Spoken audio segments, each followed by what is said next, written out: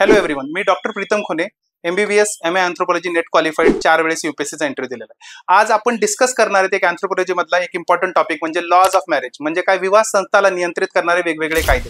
तर सर्वात पहिला कायदा आहे एंडोगॅमी। एंडोगॅमी म्हणजे काय, तर आंतरविवाह, म्हणजे तुम्ही ज्या गटात राहतात त्याच गटामध्ये जर विवाह करत असाल तर त्याला तुम्ही म्हणता एंडोगॅमी। दुसरा आहे एक्झोगॅमी, म्हणजे तुम्ही त्या विशिष्ट गटामध्ये आहात त्या गटाच्या बाहेर जर लग्न करत असाल तर त्याला म्हणतो आपण एक्झोगॅमी।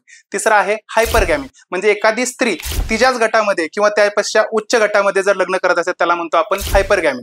आणि ते स्त्री जर तिच्या गटापेक्षा खालील गटामध्ये जर म्हणजे सामाजिक स्तराच्या खालील गटामध्ये जर लग्न करत असेल त्याला म्हणतो आपण हायपोगॅमी। पाचवा जो कायदा आहे त्याला म्हणतो आपण इन्सेस्ट टॅबू, म्हणजे जवळच्या काही नातेसंबंधामध्ये लग्न करण्यावर बंदी। अशा विविध संकल्पनांचा अभ्यास करण्यासाठी तुम्ही आमची अँथ्रोपॉलॉजी बॅच जी 14 जुलैला सुरू झालेली आहे ते जॉईन करू शकता। अधिक माहितीसाठी आपलं टेलिग्राम चॅनल आणि स्टेप अप अकॅडमीच्या ऑफिसला भेट देऊ शकता। थँक्यू।